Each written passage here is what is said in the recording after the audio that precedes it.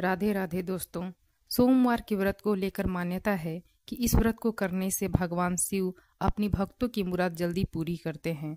सोमवार का दिन भगवान शिव को समर्पित है, इसलिए इस दिन भगवान शिव की पूजा और व्रत करने का महत्व और भी ज्यादा बढ़ जाता है। यदि आप सोमवार के व्रत करते हैं तो आपको सोमवार व्रत कथा पढ़ना बेहद जरूरी है, क्योंकि इसके बिना आपका व्रत अधूरा माना जाता है। आइए जानते हैं सोमवार व्रत कथा। देवों के देव महादेव बहुत ही भोले माने जाते हैं, इसलिए उनका एक नाम भोलेनाथ भी है। पौराणिक मान्यता अनुसार भगवान शंकर को प्रसन्न करने के लिए किसी भी तरह के खास विशेष पूजन की आवश्यकता नहीं होती, क्योंकि कहा जाता है कि वह तो भोले हैं और भक्त के मन से की गई क्षणिक मात्र की भक्ति से ही वह प्रसन्न हो जाते हैं। अगर आप भी शिव की भक्ति और कृपा पाने के लिए सावन के सोमवार का व्रत करते हैं तो इस कथा से भगवान भोलेनाथ को प्रसन्न कर सकते हैं। एक बार किसी एक नगर में एक साहूकार था। उसके घर में धन की कोई कमी नहीं थी, लेकिन कोई संतान न होने के कारण वह बहुत दुखी था। संतान प्राप्ति के लिए वह हर सोमवार को व्रत रखता था और पूरी श्रद्धा के साथ शिव मंदिर जाकर भगवान शिव और माता पार्वती की पूजा करता था। उसकी भक्ति देखकर एक दिन माँ पार्वती प्रसन्न होकर भगवान शिव से साहूकार की मनोकामना पूर्ण करने का निवेदन किया। पार्वती जी के आग्रह पर भगवान शिव ने कहा कि हे पार्वती, इस संसार में हर प्राणी को उसके कर्मों का फल मिलता है और जिसके भाग्य में जो हो उसे भोगना ही पड़ता है।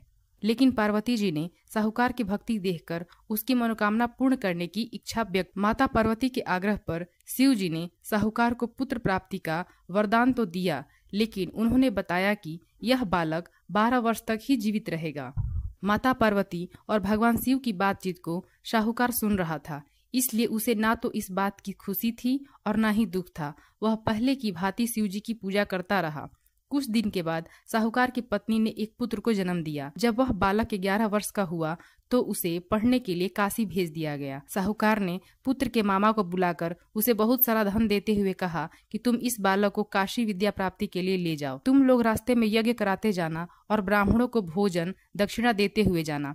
दोनों मामा भांजे इसी तरह यज्ञ कराते और ब्राह्मणों को दान दक्षिणा देते काशी नगरी निकल पड़े। इस दौरान रात में एक नगर पड़ा जहां नगर के राजा की कन्या का विवाह था, लेकिन जिस राजकुमार से उसका विवाह होने वाला था वह एक आंख से काना था। राजकुमार के पिता ने अपने पुत्र के काना होने की बात को छुपाने के लिए सोचा क्यों न उसने साहूकार के पुत्र को दूल्हा बनाकर राजकुमारी से विवाह करा दूं। विवाह के बाद इसको धन देकर विदा कर दूंगा और राजकुमारी को अपने नगर ले जाऊंगा। लड़के को दूल्हे का वस्त्र पहनाकर राजकुमारी से विवाह करा दिया गया। साहूकार का पुत्र ईमानदार था, उसे यह बात सही नहीं लगी, इसलिए उसने अवसर पाकर राजकुमारी के दुपट्टे पर लिखा कि तुम्हारा विवाह तो मेरे साथ हुआ है, लेकिन जिस राजकुमार के संग तुम्हें भेजा जाएगा वह एक आंख से काना है। मैं तो काशी पढ़ने जा रहा हूँ। जब राजकुमारी ने चुन्नी पर यह लिखी बातें पढ़ी तो उसने अपने माता पिता को यह बात बताई।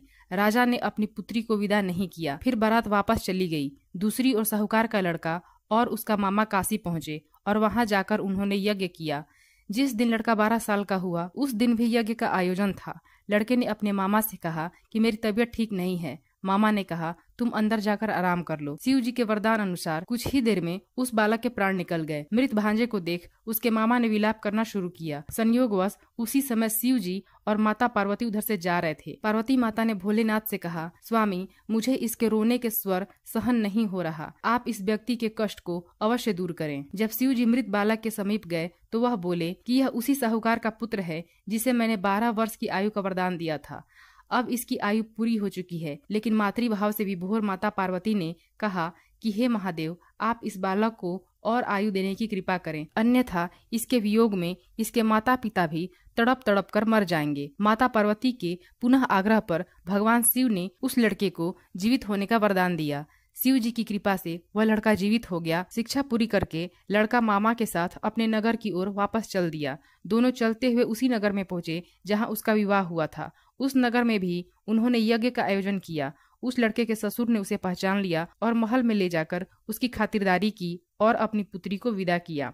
इधर साहूकार और उसकी पत्नी भूखे प्यासे रहकर बेटे की प्रतीक्षा कर रहे थे। उन्होंने प्रण कर रखा था कि यदि उन्हें अपने बेटे की मृत्यु का समाचार मिला तो वह भी प्राण त्याग देंगे, परंतु अपने बेटे के जीवित होने का समाचार पाकर वह बेहद प्रसन्न हुए। उसी रात भगवान शिव ने साहूकार को स्वप्न में आकर कहा, हे श्रेष्ठी, मैंने तेरे सोमवार के व्रत करने और व्रत कथा सुनने से प्रसन्न होकर तेरे पुत्र को लंबी आयु प्रदान की है। इसी प्रकार जो कोई सोमवार व्रत करता है या कथा सुनता और पढ़ता है, उसके सभी दुख दूर होते हैं और सभी मनोकामनाएं पूर्ण होती हैं। तो दोस्तों, ऐसे ही भक्ति कथाओं को सुनने के लिए आप हमारे YouTube चैनल को सब्सक्राइब कर लीजिए। धन्यवाद।